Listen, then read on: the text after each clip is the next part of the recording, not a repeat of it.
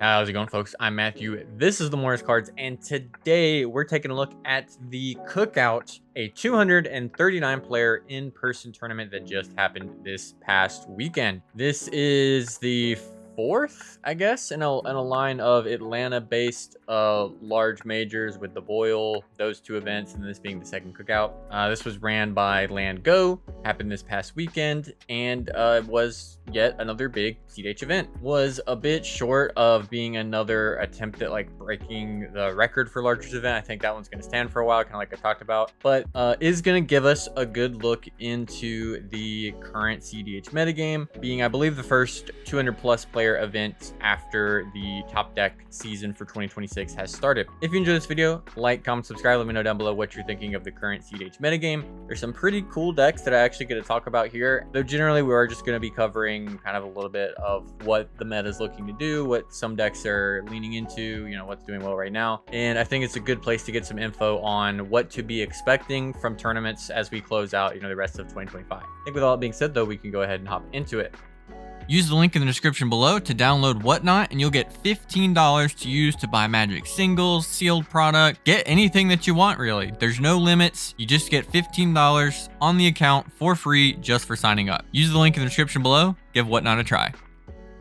So first, I guess the elephant in the room, question mark. There was a kind of big controversy this past weekend, as is usual. It was a weekend in cEDH, right? Where Wounded Satellite got disqualified from this event, allegedly for cheating, where there's another issue of gameplay errors that were just kind of beneficial to him. And the judge did an investigation, head judge did an investigation, and they were disqualified from the event. I'm not really going to do a full dive into that because I don't think there's a lot there. You can watch the footage. It was on stream. I think Eisenhertz has done a video on it at this point. It's basically kind of more of what I talked about like 4 months ago when I did a video talking about this type of questionable play and just questionable gameplay we're seeing in general from potentially more top cEDH players. And it's just something to try to be aware of whether intentional or not. People going through their turns quickly and making little errors that kind of benefit them, you know, something you need to watch out for. So not going to do a full thing on that. There's really not that much to talk about, but it happened. I was going to acknowledge it, not pretend it didn't happen. Yeah, be mindful of what people are doing in your games.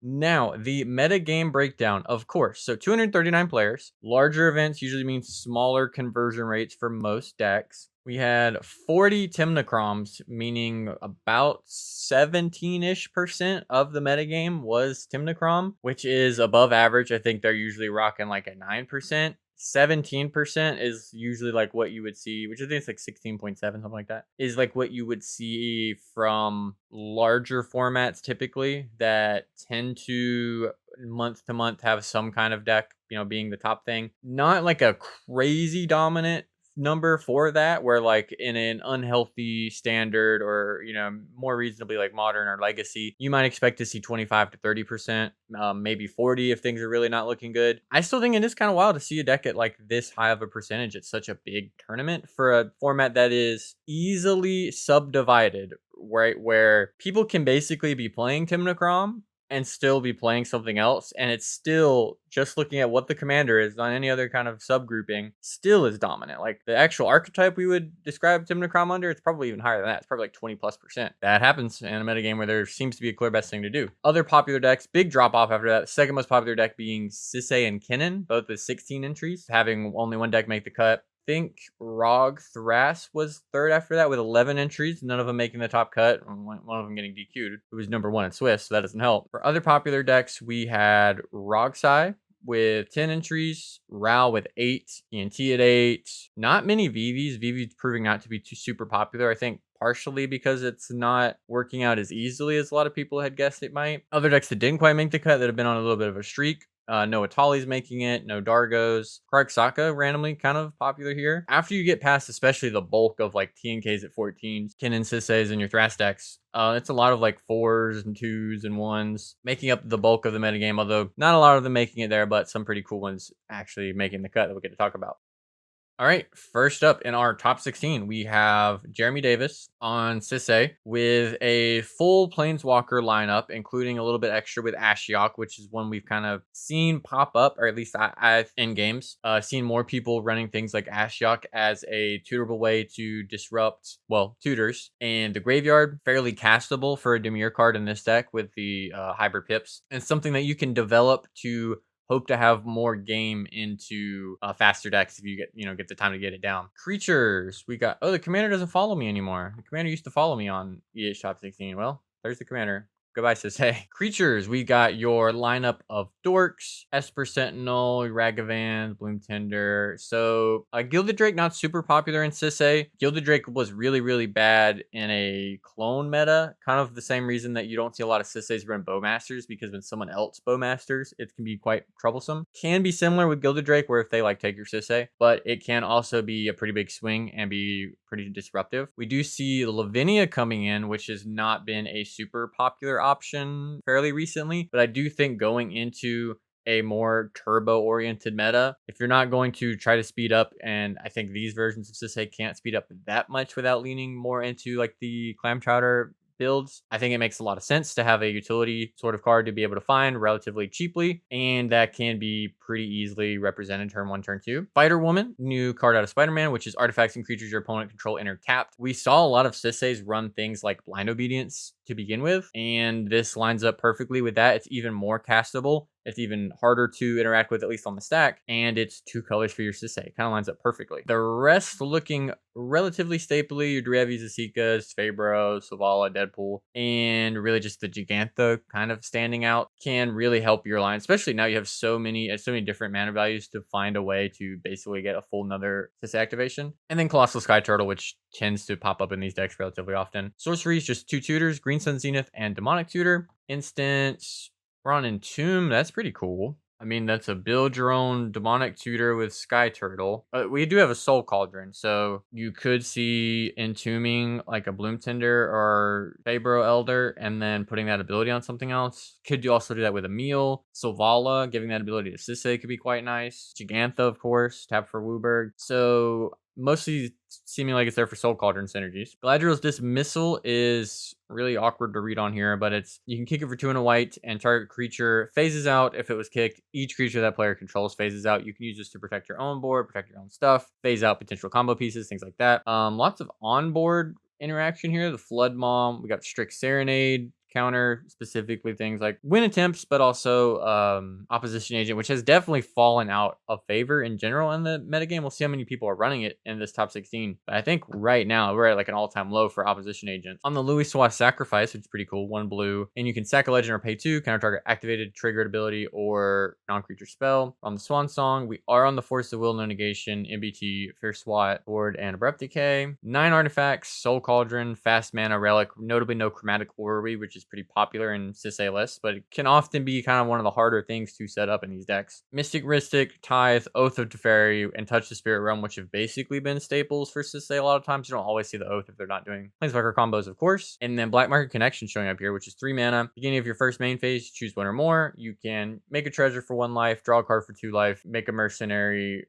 shapeshifter for 3 life. Making treasures obviously good in your 5 color deck. Drawing cards always good. The 3/2 maybe not the most useful line of text on this one. Reasonable card. 30 lands, Ancient Tomb, the Cradle, of course, Mount Doom. We're on Tarnished Citadel for fixing, and then the rest basically good 5 color mana base with your 2 channel lands. Not a lot of newer stuff. I haven't covered too many Sisays recently, but I do think cards like Tataru Taru, of course, were slam dunks. Spider Woman makes a lot of sense. I think it's significantly better than Blind Obedience. Seeing things like the Ashiok come in to find a hate piece that you can look for. These decks have gotten less toolboxy in terms of interaction, I think. We do still have things like the Ur-type. And I like the Entomb tech. I don't know how good Entomb is on its own. We don't really have lots of legends that get to interact with the graveyard. There's not a lot going on with that really in general, even among our other planeswalkers. I guess Tyvar, but like little bits of things. But this is such a Soul Cauldron focused deck, and of course your Sisay itself can find Soul Cauldron, so it makes that a little bit more reasonable to go for, and that can enable some really powerful stuff. Next up, we've got the one Vivi here making top 16. First, we've got a Tezzeret Cool Captain. I'm such a big believer in Tezzeret. Is such a ridiculous card if you really just care about mana. And if you have any other utility stuff to look for, you just can line up perfectly. Very low creature count and not really on a lot of the mana production creatures. So of course we are on Bergie and we are on Ashling, which if you do cast a bunch of spells or copy a bunch of spells can make you a whole bunch of mana. But no Treasonous Ogre, Stormcone Artist, none of that. Vivi's pretty good at making mana anyways, right? Got Harmonic Prodigy, which is going to double our Vivi triggers. So we will get double counters and double damage. Spellskite to help protect our Vivi. Laboratory Maniac is not one I've seen a lot of, but I think Lab Man is just gonna work a little bit better than Thoracle. It's also just easier to set up. You don't have to draw it and then do it. You can just literally spin your wheels and fire off on top of people and do the Lab Man. So I think this is a rare deck where Laboratory Maniac is probably mostly better than Thassa's Oracle. I mean, you don't have combos with Oracle in the traditional sense anyway, so I think it makes sense. Decent amount of sorceries, Faithless Looting, Gamble, Get Probe. We're on the Preordain. Preordain and Serum Vision's better than Ponder. Traditional format knowledge would tell me no, because formats where all of those cards are legal, Ponder sees significantly more play. But I'm interested in the reasoning behind this over Ponder. Staples like Wild Ride, which can super buff your VV and just be this massive ritual. Rinse Resolve, J-Will, Light Up the Stage, lots of Impulse Draw effects. Running Stock Up here as a way to find yourself some good cards. A deck that can make as much mana as VV and just needs to find gas. I think that's where our Stock Up lines up really, really well. Solve the equation, and Wheel of Fortune is the one wheel. We got Free Interaction, your Brainstorms, Consider as another cantrip, Opt Even. Dizzy Spell, pretty popular card that you can use to go find your Curiosity. Luster Misstep, your Red Blast. Twisted Image is going to make your VV's power much higher. Drain Freeze, of course. On the mana drain, pretty cool. On your own turn especially, the double blue pips are pretty trivial, though holding it up could be tough. Dramatic Reversal, Intuition, Frantic Search, Submerge, Sync. On Mog Salvage too, so 2 different free, like land-based mask block free spells. 19 artifacts. Tormod's Crypt I really like. Vexing Bauble I also really like. All of these basically get to be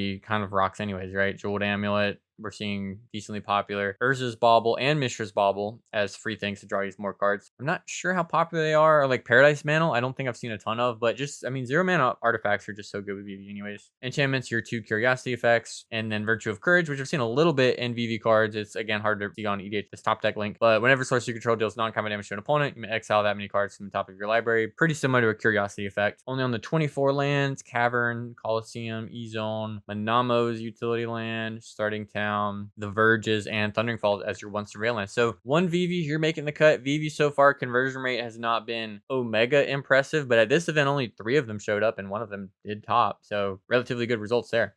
Taking it back to Moxville for this one because it wasn't working on EDH Top 16. I don't know, it just wasn't working. So we're on Moxville for this one. I got the link from Hayward. He's been playing Ral Monsoon Mage for a little bit now. You guys know I'm a big Ral simp. I have been told that my preaching of Ral has caused players to have more trouble playing the deck because they get threat assessed more properly now, which is good. That is the reward for doing well in a format is either you get banned, which doesn't really happen here too much, or people just start to threat assess and know what you're up to and you become more popular. And Ral is becoming more popular and it was a very good weekend for you. This isn't the only Ral we're going to be covering. 10 creatures, nothing blue. Blue pips are tough in this deck, right? Staples would be your Ragavan, Tavern Scoundrel. When you want to flip, you get 2 treasures, which is pretty busted. Bergie is a battery. Electro is a battery I talked about in the, I think, last video at this point. Electro is likely going to show up in Rouse specifically. Sticker Goblin, which this isn't the right one. This is the Magic Online one, but Blank Goblin. Fear Guide. Storm Kiln as a battery. Treasonous Ogre as a way to make mana. Pinnacle Monk as a actually pretty good MDFC creature. You occasionally see like VVs in these decks, but I think now your density of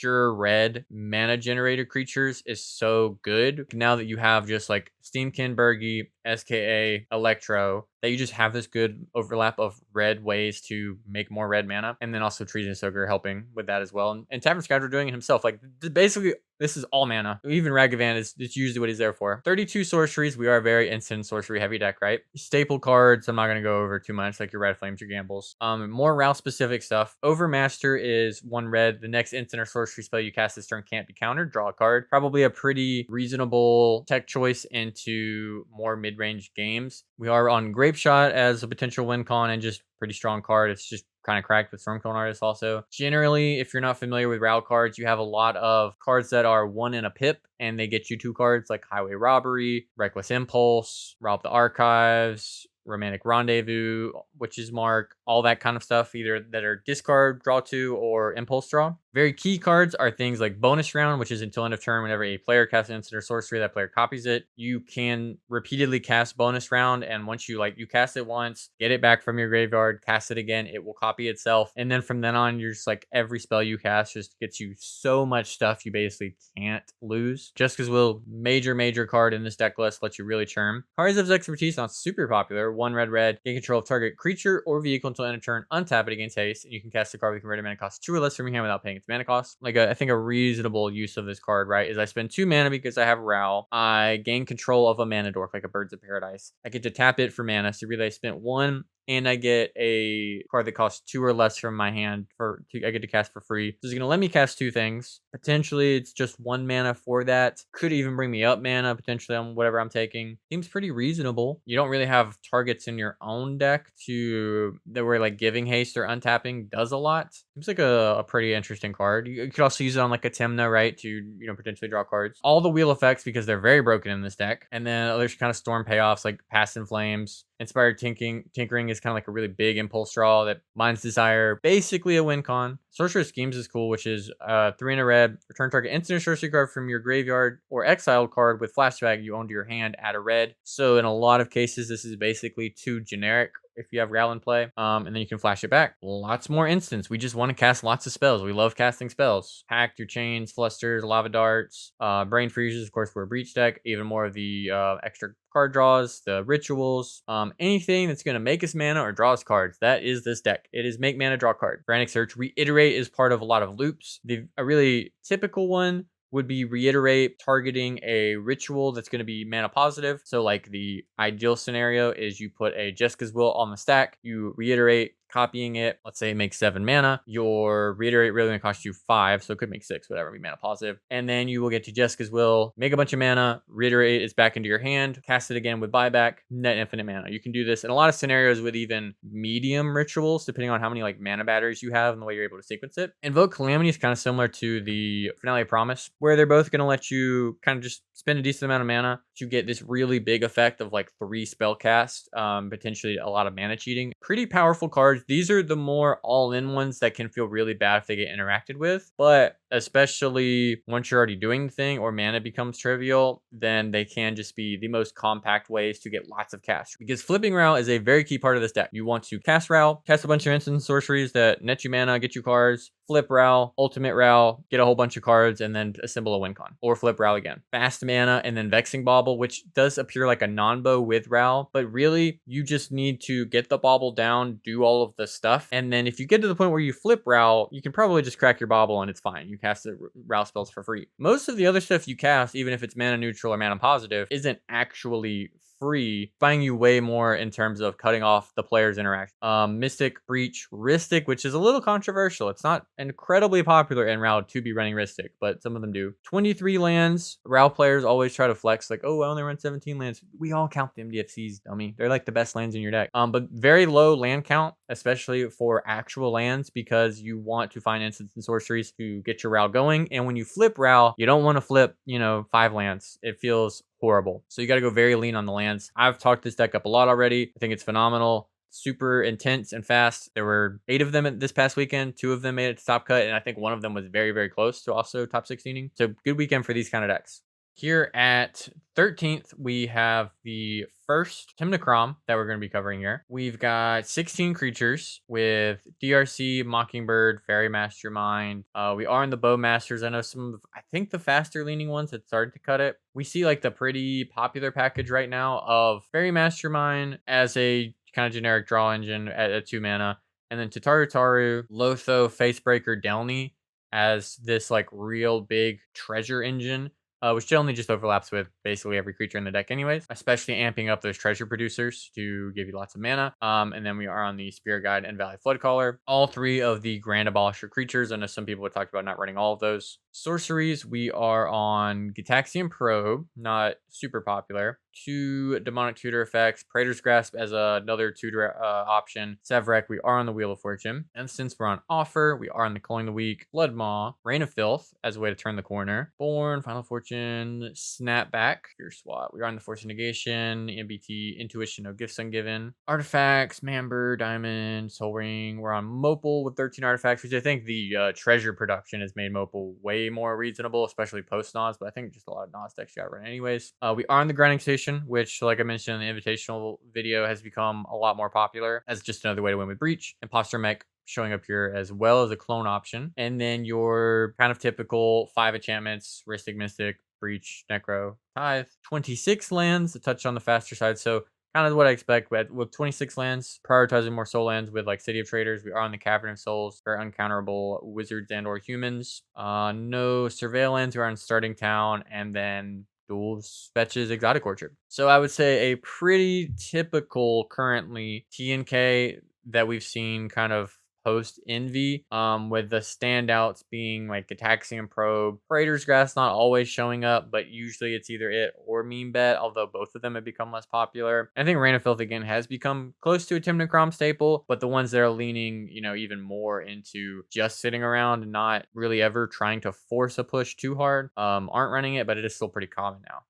Next up, we're looking at Jordan Drake's TNT list. Been playing this since this time last year at the Boil 2. Jordan Drake, the winner of the Boil 2. He has been working on a more creature and specifically token-oriented list, tree farm, where it is leaning more into those cradle synergies and getting your creature counts very high and getting overwhelming value, kind of similar to the way that other cradle-oriented decks do. In the creatures, we have a bunch of Dorks, Mockingbird, Esper, low-cost staples. Your Ocelot Pride, which is really showing how much we care about making tokens, because really that's what this card does, just helping you get more bodies on the battlefield. Weathered Wayfarer, I think, is a great white tool to get access to these lands. Biomancer's Familiar, Charismatic Conqueror, a phenomenal, probably the most powerful by mana value token generator in the format. 2 mana when an artifact or creature an opponent controls enters untapped. They may tap that permanent. If they don't, you create a 1/1 white vampire creature token with lifelink. Stacks very, very well if you clone it. Breaks the game beyond that. If too many players have one, it can actually break the game. Very, very powerful at getting lots of stuff and potentially slowing people down. We're on Devoted Druid, Cloud of Fairies, Lotho, Breeze Caller, of course. Bowmasters, Nantuko. Probably the actual most powerful token generator in terms of the quality of what it produces. And then Abhorrent Oculus is another really good token generator. We see this more in the Yoshi Thras list, but it has started to pop up in these kind of decks. It's very difficult to cast. It's the hardest part about it, where if you have to actually cast it, because there's additional cost to cast the spell, you have to exile 6 cards from your graveyard. At least in like the normal Yoshi and Rog Thras decks, that's very, very hard. There's not a lot of churn and burn. A lot of times your 3 drops, you're thinking turn 1 Dork, turn 2 this. Can't really do that with Abhorrent Oculus. But if you have another way to get it into play, or if you are kind of churning through your deck a little bit more, you can get it down, and it's busted in Cradle strategies. 3 creatures a turn, and if you hit any real creature, which you're decently likely to do, right, in a 30 creature deck, you can basically morph it, turn it face up, right? All of a sudden, hey, I have a Ranger Captain. Hey, I have a Granabosh, or hey, I have a Voice of Victory, whatever. Avid Interrupter as a way to interact as a creature, pretty nice. Derevi, Tearing Vitality, Emil, of course, Hazel's, High Fate Trickster, No Valley Flood Caller. We're on just the High Fate Trickster, which again, 30 creatures, makes sense. Sowing Micah Spawn, Seaborn Muse, Sorceries, Finale, Nature's Rhythm, Eldritch, Neoform. Maybe Jordan was on these, but I don't know. Especially like Neoform, I don't think he was before. I think a lot of these, one, do get better the more creatures you're on, and also are partially a concession to actually even be able to play Abhorrent Oculus. Being able to turn Thrasios into Oculus, or for the Yoshi decks, being able to Eldritch Evolution Yoshi into Oculus is a key way to actually be able to justify playing this card. 5 tutors and a Culling Ritual. Orim's Chant sticking out. We saw this pop up a decent amount in like the Tymna Kraum deck list. I think it just makes a lot of sense in general on white decks. Tutors, Consult, Fluster, Vamp, Abrupt Decay, Calamity's Wake, exile all graveyards. Player can't cast non-creature spells this turn. Exile Calamity's Wake. So really leaning into more instant speed silence effects. When you're not a Breach deck, you can run this. We've seen like Revel in Silence show up in the TNKs, though that doesn't really work when you're a Breach deck. A lot of times you want to use that and then win with your graveyard. And this does hit yours. So I think this lines up very, very well. Cutting off non-creature spells for yourself isn't too much of a downside as long as you're deploying it knowing like, if I'm about to win, it's probably going to be through a lot of creatures and you're not likely to use it on another opponent who's likely to win with creatures, right? You wouldn't want to use this if Rogthras casts a Finale of Devastation and use this in response. You're probably just going to die to a Breeze Caller line or something like that, right? So Snap, Tainted Pact, Rollick, we're on the Flare of Denial. I don't think I saw too much before in these kind of decks, but pops up every now and then. 7 artifacts were on the Candelabra Fast Mana. 7 enchantments were on Swift Recon for our Devoted Druid. Training Ground, Survival of the Fittest, stuff that just lines up well. We're on the Growing Rights of Itlamok, the engines you know and love. 27 lands. We're on Tomb, Deserted Temple, Shifting Woodlands. No Manamo. I do think that is a reasonable concession in a 4-color deck. Gets harder to justify running things just to untap your Cradle because there's no like Wondering in this deck. There's not really good other targets to untap with it. So I think it makes sense in a 4-color deck. You're already running a colorless land, Deserted Temple, Emergent Zone, Ancient Tomb, making room for Boseiju, Otawara. Like I feel that in a 2-color deck, Shifting Woodland 2. Mana can be difficult. I think it makes sense to just not run the Manamo and only run the actually much better land in Deserted Temple. Tymna Thrasios. I think the era of like super generic TNTs is going to be really tough. I think especially as we see even more people pick up Tymna Kroms that are just doing what they're doing but a little bit faster. And having some kind of axis where you're better than them makes just lots of sense. So I like the overlapping combos here. The token generators can just kind of line up and also work pretty well with Tymna, right? Like this version of this deck manages to figure out a good way to be both a Tymna and a Thrasios deck.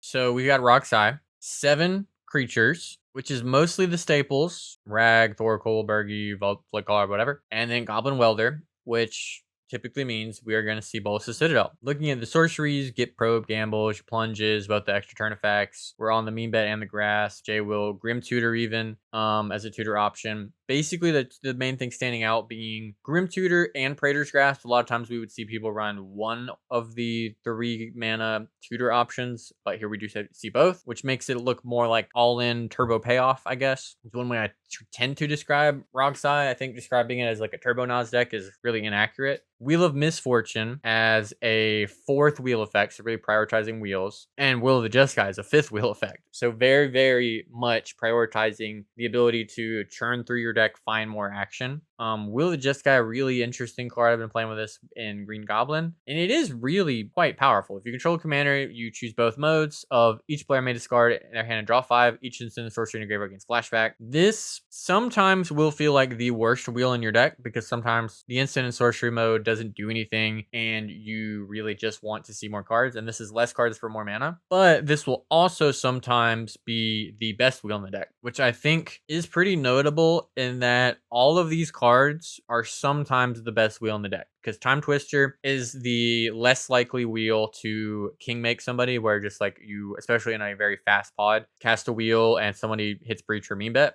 Wheel of Fortune is the best with your Breach stuff. Guaranteed 7 cards, basically guaranteed to work with like, Breach LED.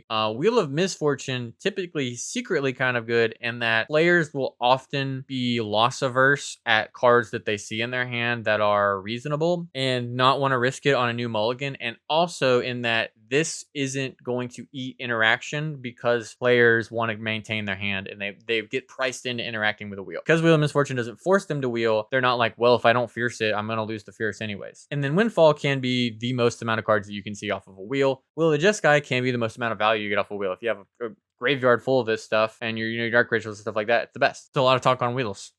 Chain of Vapor, Brainstorm, which gets better in this list. We are on the Entomb, which you expect once you see Goblin Engineer. Misstep, 1 Pyroblast, no Force of Will, no Force of Negation, no Mindbreak Trap. So for interactive spells on the stack, you have Pact of Negation, Fluster, Mental Misstep, Pyroblast, Daze, SWAT, Fierce, Flare of Duplication, which is 8 spells. Really, like, SWAT can't help stop a win attempt. Flare of Dupe can only kind of help stop a win attempt.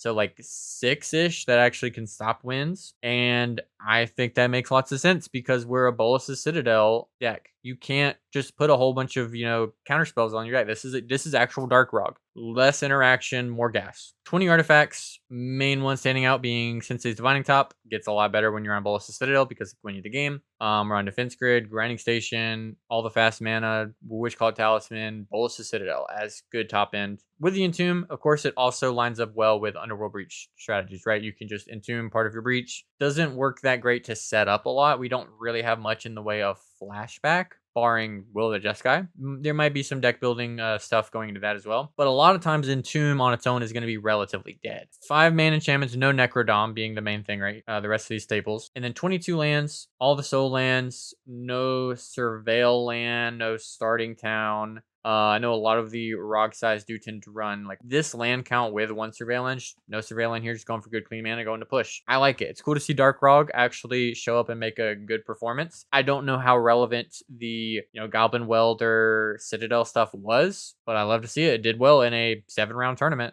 Next up, we've got another Tymna Kraum. Here we are actually seeing a little bit of difference in our creatures. We got Sarah Ascendant, no DRC. This being like kind of an old T&K staple you don't see too much of now. We are an opposition agent, and we are in Vivi as another mana battery for our deck list instead of something like a Burgi. 10 sorceries. So we're on Jessica's Will, which I usually associate with those Burgi lists, but again, Vivi gets to be Burgi basically. But then also kind of associate with like a DRC list, something like that, instead of more like your Sarah Ascendant. This is not a Delny Fairy Mastermind list also. We're on Toxic Deluge as a wipe. I'm guessing making concessions to disrupting people with like Oppo Deluge, and then running your things that can help close the game out, like a J-Will Vivi, as a way to turn the corner maybe more quickly. Kind of making, not necessarily being at odds with each other, but making it hopefully to where you get to do one thing and then quickly catch up by doing the other. And then we are on Wheel of Fortune as Will and Meebet. Offer Blood Moth, Lustercon, Swords, just the 1 red blast, no orange chant, no other silence effects for Force Negation. So Curse Totem as well to shut off creature activated abilities. I feel like going into this event,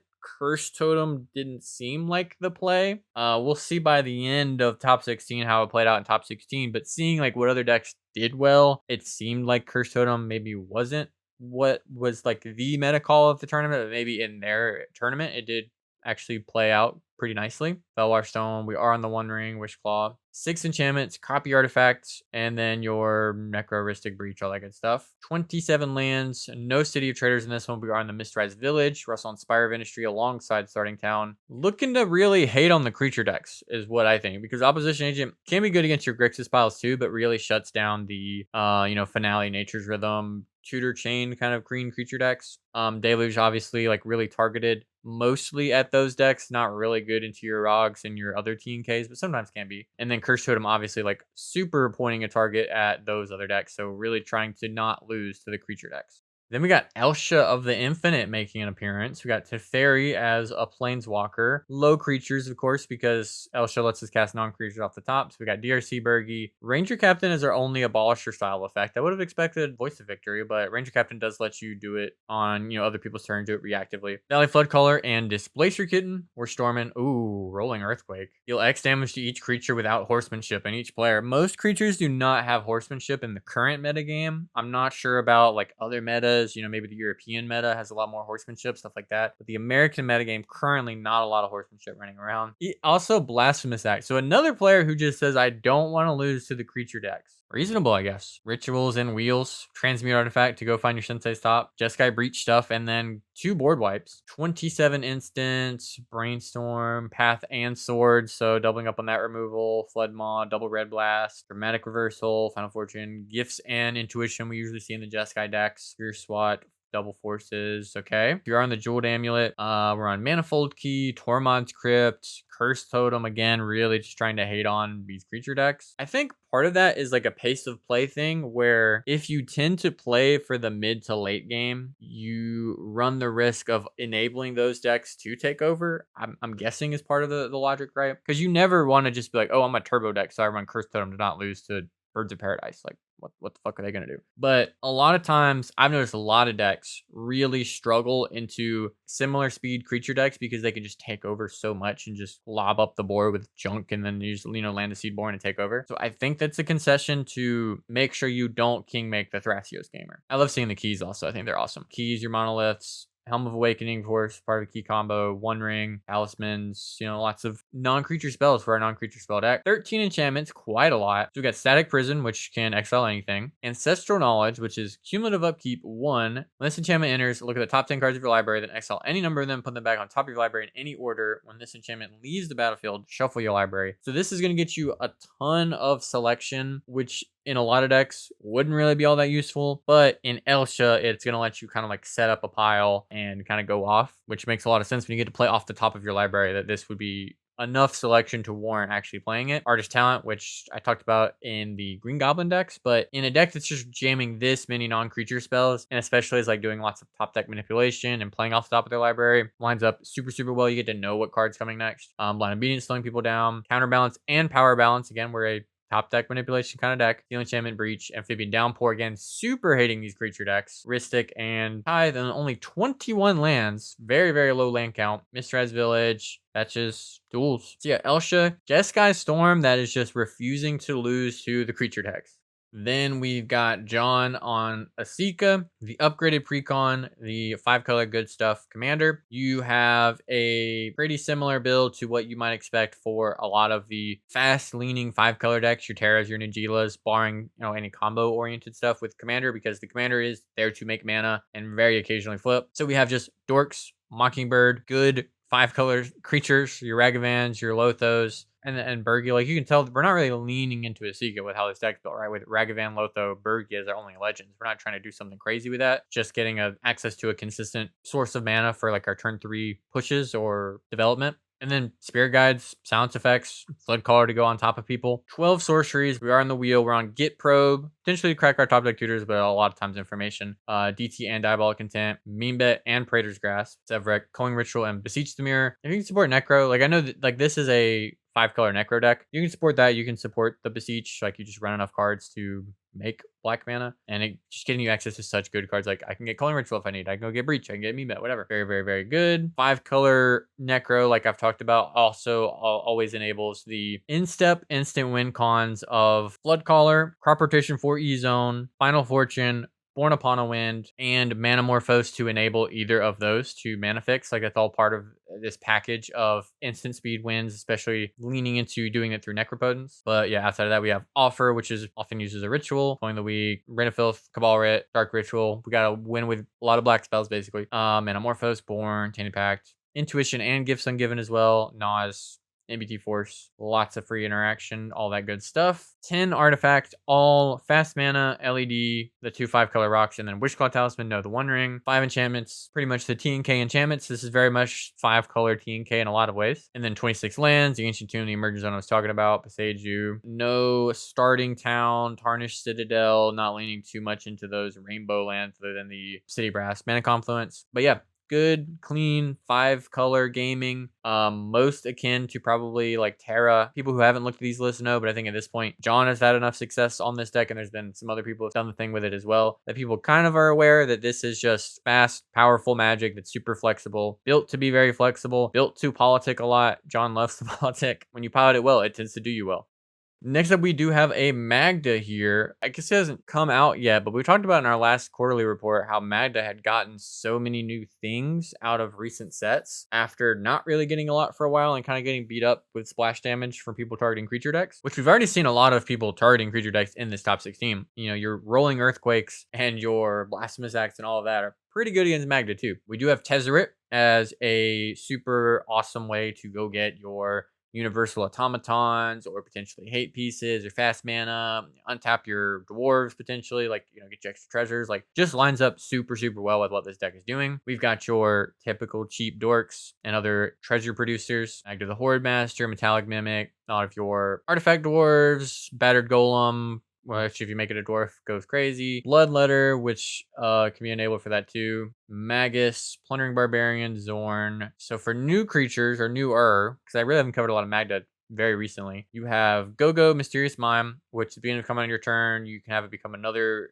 creature you control, except its name is Go-Go, and then it and that creature both get haste, so this could become another Magda, and then both of the Magdas have haste, which is phenomenal in your Magda deck. We've got Knuckles, which is another powerful treasure generator, especially having haste can really help you speed it up a turn versus like a professional phase breaker. And then the rest of these pretty much Magda staples. Sorceries, we've got another MDFC and Shatter Skull, which has relevant text on it as well. And then Jessica's Will. Instance, lots of removal. One I have not seen in Magda's, though again, I haven't looked at them super closely the past couple months. Null Elemental Blast for a colorless, counter target multicolored spell or destroy target multicolored permanent. That's pretty sick. I wonder what the main targets for these are. Are they just generally hitting commanders? It's a good multicolor spells in the format right now. Mean bet doesn't see that much play. It would be a really big blowout to get to do this on a Fire Covenant, but we haven't seen any of those. I don't know what is going to be the main target of this. Think about that one. Double red blast, raining, but lots of interaction to get rid of opposition agents and other problematic stuff. Siege smash, return the favors, very nice. Flares. 28 artifacts. So another new card that they got access to recently is Peter Parker's Camera, which is 1 mana and enters with 3 film counters, and you can spend 2, tap it, remove a film counter from it, and then copy target activated or triggered ability you control. And so this is a 2 mana copy your Magda activation, which is really, really good. There are other things you can target with it, of course, any of your activated or triggered abilities you might have that could come up. In general, this is just a way to bank even more Magda activations. This is such a cool, tricky card to have to deal with. Pretty sick. And it can even, in a pinch, like if you really have to, it can be like 2 mana, copy a Magda trigger to get another treasure, right? To go up. Like this is one of those cards that the more you use it, the more you're going to see things you get to do with it and get to see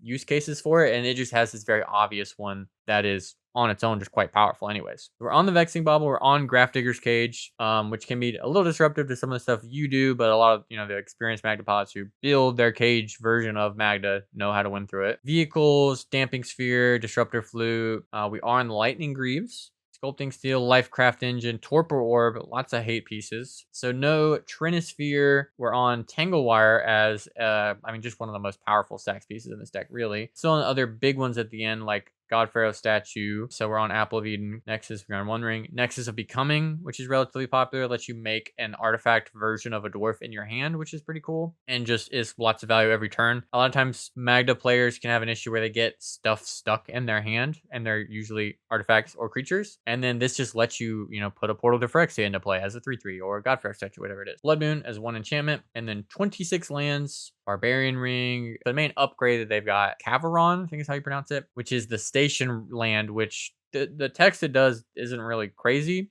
although it does give your creatures haste eventually, if you do get it, but it is also just a vehicle effect basically on land that will let you tap down your dwarves immediately. So lots of new tools for Magda. Magda did get a lot of new upgrades. The more people are hating on creatures, the tougher it's going to get to be. But in terms of like people cutting off your ability to tutor or cast Magda to begin with, you are seeing a lot less of that kind of hate.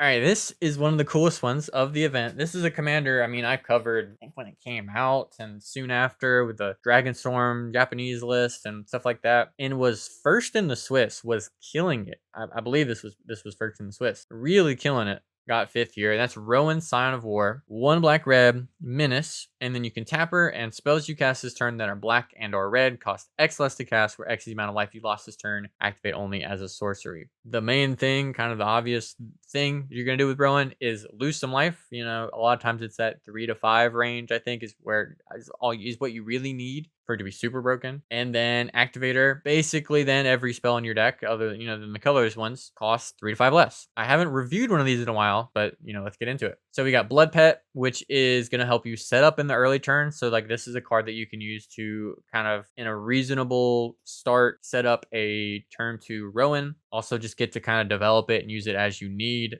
This is one of those decks where the pips are usually going to be your bottleneck. So having access to getting to develop anything that's going to give you pips later on, like we see the same thing with Skirk Prospector, and to a similar extent Ragavan. Bergie, the MDFCs are really, really strong because the back of them have you lose 3 life, which is busted with Rowan. You got Emperor Recruiter as a tutor, Spirit Guide for mana, Disciple of Bolus, which is when it enters, sacrifice another creature, you gain X life, draw X cards, where X is that creature's power. The biggest creature in our deck, okay, well, it's Villas. That's pretty sick. But even on its own, that's going to be 1 mana, draw 4 if we eat Rowan. It's pretty good. And gain 4 life, which can be quite relevant. We got Shieldred, which is going to give us lots of life gain, potentially be able to use that as a win con. I don't know the main win cons in this deck, but that is way to deal damage to people. Storm Canards to make mana, Thrasios Ogre to make mana, and lose life. This has to be one of the craziest cards in this deck. And like I mentioned in the semi-blue deck a video, is a crazy combo with Villas of make a mana, draw 3. Pinnacle Monk is not MDFC. Street Wraith, perfect card for this deck. Young Necromancer, which is 4 and a black. When this creature enters, you may exile 2 cards from your graveyard. When you do, return target creature card from your graveyard to the battlefield. Let you reanimate. We've got Crick, of course, lines up perfectly. And Rowan, you get to cast it for free if you get the reduction. It's going to let you pay life instead of those pips for those black spells. Just does everything you want, right? And then Villas, Broker of Blood. Flying black, pay 2 life. Target creature gets -1/-1 until end of turn. Whenever you lose life, draw that many cards. Known for its combo with Reanimate, where it will see the life loss and draw you 8 cards. You get this thing down, you get to spend a black, pay 2 life, which will end up reducing your stuff with Rowan if you haven't already done that. Is going to draw you 2 cards while you're at it. Just lines up amazing with what you're doing in this deck. 32 sorcery, so we are very much a Rakdos Storm deck, right?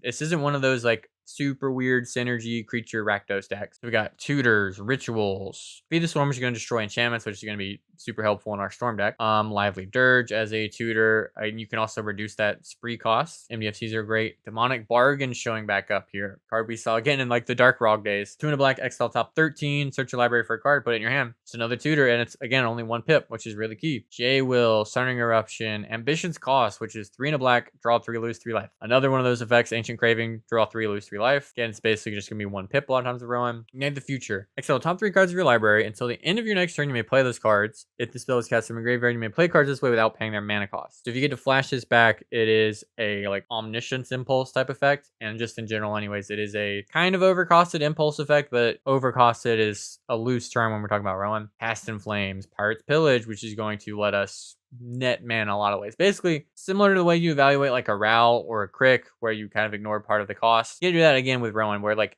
anything, especially at 3, it is trivial for Rowan to be activated for 3. There are so many effects. Your Tarnished Citadel, all the MDFCs in your deck, all of that. It's very trivial for Rowan to reduce by 3. Coveted Prize costs 1 less for each creature in your party, which is a warrior, and I believe Rowan is a warrior. As she's not. She's a Scion of War. Well, she's a wizard, but anyways. Beseech the Queen, we can reduce to nothing. Megaton's Fates. Disarm, short target artifact, create 4 treasures, deal 8 damage to each creature. Okay, so we do have a board wipe, though I think just 1 mana make 4 treasures is also pretty good. We are a Purity of the Abyss deck, and Behold the Beyond. Discard your hand, search library for 3 cards, put in your hand, shuffle. So 2 black, triple demonic tutor. That is so cool. I can't go over all these because there's just too many unique cards, but super sick. Instance, ritual, stuff that's going to do damage. So a main win con of the deck is Searing Touch, where you can pay the buyback cost for free because it's a cost of the spell. And so if you have like a Burgie, for instance, you can cast Searing Touch, Burgie trigger, make a red, paying buyback through Rowan, return it to your hand, and then infinitely deal damage to everybody. Lots more tutor effects, disruption. We can also do reiterate loops, again with this deck, similar to Ral, so we get that reiterate cost reduced very easily. Wizard's Lightning even as removal. Wow, really wanting those lightning bolt effects. It's kind of surprising how much we want those. Though you can use these to target yourself again. You do like the Death Shadow kind of thing. Not sure how often that comes up, but probably decently often, where you would spend 1 red for have your spells cost 3 less for the rest of this turn. Fast mana for our artifacts. We have 1 battle and Invasion of Call Time. All right, I had to bring it up somewhere else because it's illegible on there. So 3 and a red. When it enters, exile all cards from your hand and then draw that many cards. Until the end of your next turn, you may play cards exiled this way. So fairly close to a one-sided wheel-ish effect. And it's until the end of your next turn, which is pretty surprising for this kind of effect. And then we're on 22 lands. Lots of ones that are going to deal damage to us, right? Barbarian Rings and Cabal Bed stealing 1. If near dead lands, paying life, Mana Confluence, Multiversal Passage.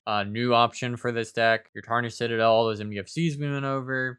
We got Depletion lands to have 3 mana on turn 2 more reliably. The Black Gate, it enters, you pay 3 life to have it enter untapped. Perfect. Yeah, this is clearly a very real, powerful deck. The mana cheating is really just super strong. You can see also a lot of the cards in this deck are printed in the last year. Will of the Just Guy, Snort, Sorcerer's Scheme, Megaton's Fate is relatively new. Lots of new Earth stuff, and especially the MDFCs, that is just like, it's able to take powerful effects that are too expensive to see play in most decks. And so the floor of a lot of card evaluation gets to be thrown out because the actual mana cost is barely relevant. It's just going to let me churn through the deck at a cost that I can mostly reduce away through my commander. So I think Rowan is going to be a commander that is going to age really, really well because there's always going to be new ways to deal damage to yourself and new overcosted spells that they put into commander product. Alrighty, now we're getting into our top 4. We have another Ral, this time with Pigeon playing Ral. As you can see in our creatures, very, very similar to the first one. I'm not going to go as in depth to every single creature because we just covered a Ral deck and there's going to be a lot of overlap. I'm going to try to point out the differences I see. Very, very similar with the creatures. Mana batteries, an MDFC land. Basically, it's just all mana. Sorceries, we're also on the Overmaster here. Still on the Grape Shot, Quiet Speculation, Manic Rendezvous. I don't believe Glimpse the Impossible was in the last one. This is another Impulse Draw style effect that will give you spawn tokens if you don't cast the spells you get. Solve the Equation, Windfall, Will of the Just Guy. We're also on Inspired Tinkering there. Again, very, very similar in the Sorceries. Instance, Gut Shot, Lightning Bolt, Lava Dart, Offer, Demand Answers, Opera Love Song. While we're on Invoke Calamity here as well. No Intuition or Gifts Ungiven, which I found to be pretty strong cards in the deck, but I haven't played it in a tournament, so, grain of salt on that one. 10 artifacts, fast mana, and Vexing Bauble again. We are on the Ristic study again, so this being some of the higher profile tops for Ral maybe points towards you should probably play Ristic study. Well, I don't know. Ral pilots, don't go crazy on me now. I've seen it be bad too. I know. 18 lands plus MDFCs again. Ancient Tomb. I'm running Otawara. I don't think it's that good in Ral. You really need those red pips. And you're not there to interact. Pretty dang powerful deck. I mean, this is a deck I've been talking up as a really powerful option. It's pretty broken at 2 mana commander. If you're interested in storming between Ral and Rowan and another one we're going to cover, there are lots of options of very different flavors, even ignoring like the traditional Grixis, stuff that you can do. So might be a good time to be a pretty proactive gamer right now. Then we're looking at Evan's Kinnan in 3rd place. We got Tezzeret, 26 creatures, lots of Mana Dork, Mockingbird, Clone. We have Flesh Dupe as a cheap clone. I mentioned in I think the last Kinnan I covered, Mockingbird being kind of an interesting choice for better Kinnan openers. That's why you might want to run it over something like a Phantasmal Image. We got the Drift Phantasms, where Freedom's list is just find 3 mana things, namely Ristics or copy effects, stuff like that. During Vitality, we are on the Endurance, which I think has become a lot less popular in Kinnan's. Trophy Mage runs Subtlety for a creature-based interaction. Hullbreaker, Consphinx, Clever, Floodcaller. So for our monsters, Consphinx, Hullbreaker, Nezahal, Nyxbloom, Tidespout, which I don't know that he's been super big on Nezahal. Not that I can remember, at least. We've talked about how they're way less reliant on monsters and are looking for more reasonable stuff in the kind of mid-game without having to high roll to cast it or just hope you flip into it. And then also we just see flip targets that can be good to spin into and into emergency, right? Of like Subtlety, Specimen a little bit, same thing with Endurance a little bit, Flood Caller, Trickster, Clever Impersonator, like the clones that can hit non-land permanents. Sorceries, 4 tutors, 20 instants, Dispel, Flood Mob, Hongify. We're on Born Upon a Whim. We are on the Disrupting Shoal, so just tons of free interaction, right? Commandeer, Misdirection, all that pitch spell stuff. Dramatic Versa, which can be a massive, massive ritual in this deck. Court of Calling. Really big on just firing over top of people, getting as many engines down, and just getting an overwhelming advantage and grinding people out. 17 artifacts, all the fast mana you know and love from Kinnan. Imposter Mech is another clone option. The Monoliths, we are on the One Ring and Mirage Mirror, of course. 6 enchantments, Mystic, Copy Artifact, Amphibian Downpour to hate on these other creature decks. I don't think this has been something he's been playing, but I haven't looked at his most recent list. This one is reasonable enough that it actually can be fine even against the more value pile decks. Like just turning Tymnas and like a Mastermind or a Facebreaker into a frog is fine, especially if you get to hit like a big thing as well. Like you can get like a really strong kind of 3-for-1 just holding up your mana with this. On Invasion as another tutor, and then only 24 lands, Ancient Tomb, the Cradle, but the channel lands, all the 2-color good stuff, no hedge mazes or surveil lands. So yeah, Kinnan's remaining kind of parasitic, lots of interaction, copying other people's stuff, sitting to wait and fire off on top of you, kind of beating them down to the point where nobody can possibly stop you is kind of your main game plan right now. So one more pretty spicy one in 2nd place, fan favorite deck, especially when I got into cEDH. This was a lot of times what people would get pointed towards for new players, which I think was a terrible idea, but it was a thing, and a pretty beloved deck that has been considered unplayable for a lot of the time that cEDH has become more of a tournament focused format, and also especially with the banning of Jeweled Lotus. And that is Selvala, Heart of the Wild, known for like the Selvala Bro Storm moniker. 3 mana for a 2/3 Elf Scout. Whenever another creature enters the battlefield, its controller may draw a card if its power is greater than each other creature's power. And you can spin a green and tap to add X mana in any combination of colors to your mana pool, where X is the greatest power among creatures you control. So this card is mostly known now for its use in other decks like Sisay, sometimes Rocco, Captain Sisay when that deck pops up, but did have a long kind of career as a very popular and powerful cEDH commander. So it is probably most known for its combo, in quotes, with Phyrexian Dreadnought, which is a 1 mana 12/12. You can cast it, ETB on the stack to have to sacrifice. You tap Selvala for a green and make 12 green. You also will very likely draw a card off Selvala. So your deck is primarily, at least traditionally, built of ways to get consistent access to Selvala, so mana dorks, ways to accelerate onto the board. Overpowered creatures, in the literal sense of they have more power than you would expect for the cost, so that Selvala can take advantage of them, usually with some downside you don't care about. And then ways to assemble combos to infinitely draw your deck, putting together the kind of awkward mono green win cons that you have access to, which may have some updates, and we'll see what those might look like now. So you got your dorks, the Quirion Ranger, Wirewood kind of effects, where you, with Quirion Ranger, return a forest to your hand, untap target creature. This will let you untap typically Selvala, but sometimes they're just normal dorks. Wirewood Symbiote, kind of the opposite, return an elf you control to your hand to untap target creature. Again, this is gonna let you multiple times to refire Selvala. This is also known for Ashaya combos with Quirion Ranger specifically, where you can untap something, use Quirion Ranger to return itself to your hand and untap Selvala, make a mana, recast Quirion Ranger. Its once per turn effect has been reset. That's like one of the main basic infinites to assemble infinite mana. And then an outlet you might get would either be if you can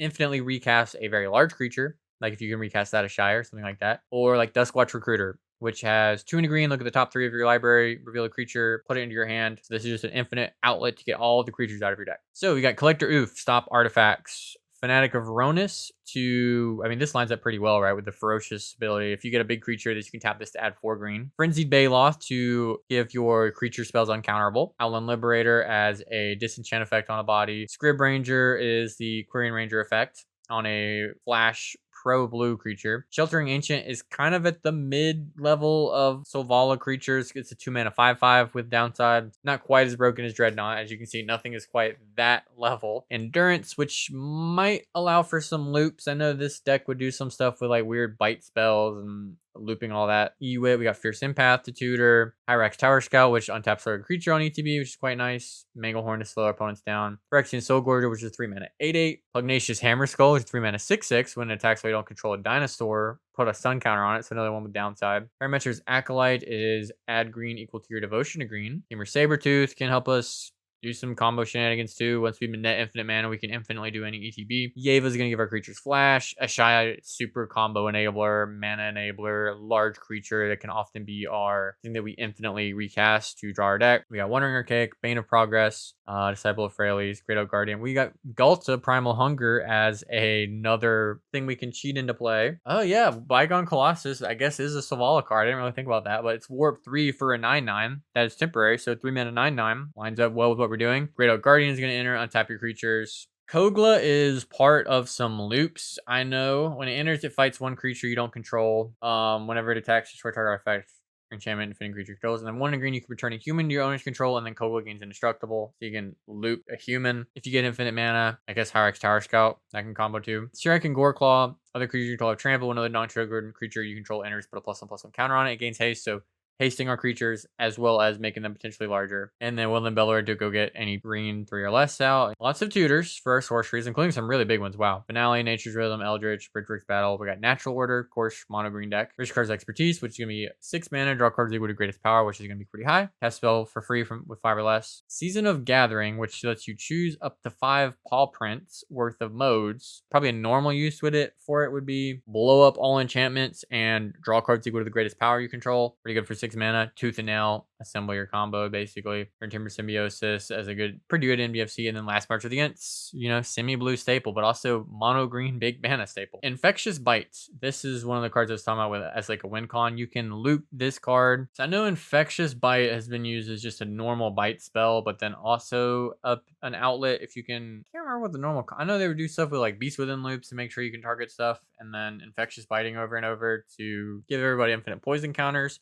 I don't know the cleanest way to set that up right in this list other than like buffing a creature and then just having lots of creatures slam to the buff, like biting a buff creature for not very much damage. Protection spells, tutors, Vines of Vastwood can be basically it's 2 mana, give a creature +4/+4 and can't be targeted. That and then spells like Invigorate, which give +4/+4 for free, are gonna let you buff something very, very large and then tap Selvala to make more mana. Benefactor's Drought, untap all creatures until end of turn. Whenever creature opponent controls blocks, draw a card, but basically untap all creatures, draw a card. Archdruid's Charm, combine us our Cradle, remove something, find us a creature we need, turn the Wild Speakers and draw us a bunch of cards. Momentous Fall is additional cost to cast a sack a creature, draw cards equal to its power, make a bunch of mana, sack the Dreadnought, you know, that kind of stuff. Force of Vigor, shared summons again. Tutors, ways to draw cards, ways to make our creatures bigger, basically. 5 artifacts. Staff of Domination is another potential outlet where once you get infinite mana with your Selvala, you get to Staff of Domination, draw your deck. It itself can also enable that by untapping Selvala, so it can enable the infinite mana as well as be an outlet for it. Umbral Mantle can do the same thing, although it doesn't give us an outlet, but enables the infinite mana. And then Soul Cauldron is another upgrade this deck has got in the very long time since I've really looked at one of these lists. Potentially giving something Selvalla's ability or giving it some, you know, Fanatic of Ronus's ability.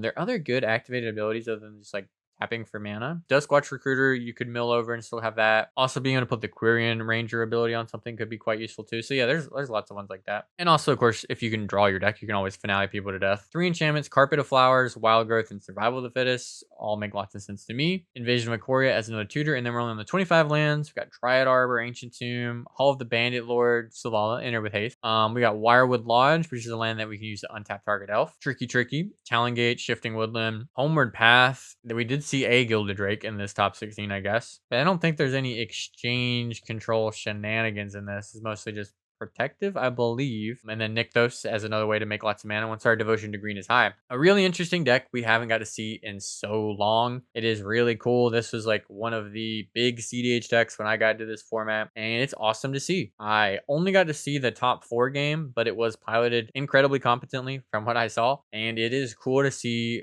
you know, a potential specialist get to come in with a real fringe deck list and just pair it up and just do such a great performance at such a large event. I don't know if it means Selvala is well positioned or it was just, you know, the right player at the right weekend. Maybe something to keep your eyes on, you know, reject modernity, return to tradition, and, you know, cast Phyrexian Dreadnoughts. And our last deck of the video, we've got Dallas, not on a Malcolm deck. He has abandoned Malcolm. Traditionally was a Malcolm Tana pilot, then switched over to Grixis Malcolm with Malcolm Vile Smasher, and is now playing Tymna Kraum, as you tend to do when you want to win a very large tournament. And yeah, is playing a pretty proactively slanted Tymna Kraum, but let's take a look, get in there. 15 creatures, DRC, Mockingbird, Mastermind, we got the Taru. We are on Berkey. I think this is the only one of these we saw in one of these today, but we did see a Vivi in another one. Facebreaker. So we're not doing Delny stuff. We're leaning into the treasure package of like Tataru, Facebreaker, Lotho, but not going so deep on bits of value with Delny, jamming with Bergy basically instead. And we are on all the Abolisher effects. 9 sorceries. We are on a Wheel and Meme Bet, as well as Beseech the Mirror, which is probably the most telling card in here that we're really trying to jam with this TNK list. Of course, you can always go get your Tithe or your Ristic or what other thing you might need, but a lot of times this is just a really proactive card to help you find the thing you need to win and just close the game out. 30 instants, packs, your offers, chains, Hole in the Week, Dark Ritual, and Reign of Filth. No Orm's Chant. We are on the Snapback. We're on Flare of Duplication as well. Flare Dupe you usually often see in the DRC list, but it can be really good with like double tutors. And obviously it's very broken with Beseech the Mirror. So we are on Intuition, no gifts, artifacts, 13, the Fast Mana, Felwar. We are on the Grinding Station again. Wishclaw, no with a One Ring. 5 enchantments, just the staple ones you expect to see here. And then 26 lands. Again, we're on the City of Traders, Cavern of Souls, no Mistrise. We are on the Spire of Industry. Pretty much good, clean mana base, relatively proactively leaning TNK, able to close out games and draw cards. The deck of the format right now, piloted to a top finish here at the Cookout, winning a 239 player event. Let me know down below what you think of this event, what you're thinking of current cEDH and tournament scene, and which of these decks is your favorite. I really love Ral. I want to play some more of that, and I'm kind of tempted to try more Rowan, especially Anthony's list looked really sick. And always tempted to return to Selvala Brostorm if I want to do some mono green stuff. So let me know what you're thinking about that. It is pretty cool and a nice change of pace to see some really sick decks pop up in a very large event like this, one of the main events, really the last big one we're going to see until Frenzy at the Falls in the end of November. Thank you so much for watching, and as always, go play cEDH. Have a good one, everybody.